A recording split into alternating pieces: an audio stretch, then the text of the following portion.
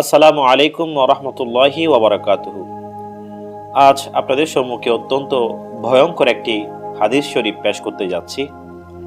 যে হাদিসটা যাকাত অস্বীকারীদের ব্যাপারে, যারা যাকাত যথাযথভাবে আদায় করে না, তাদের ব্যাপারে আল্লাহ নবী সাল্লাল্লাহু তাআলা আলাইহি ওয়াসাল্লাম অত্যন্ত কঠোরভাবে তিনি বর্ণনা করেছেন। আল্লাহ নবী সাল্লাল্লাহু আলাইহি ওয়াসাল্লাম ইরশাদ করেছেন, মা মানাআ কওমুজ যাকাত ইল্লা হাবাসাল্লাহু আনহুমুল মাতারা।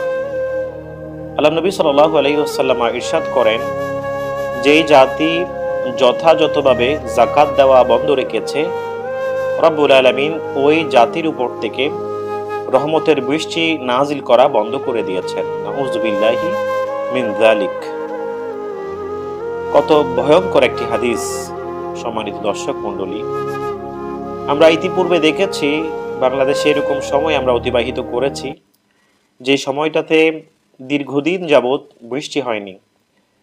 এলাকায় এলাকায় মসজিদে মসজিদে সালাতুল ইস্তিসকার নামাজ পড়া হয়েছে বৃষ্টির জন্য, তারপরেও বৃষ্টি হয়নি।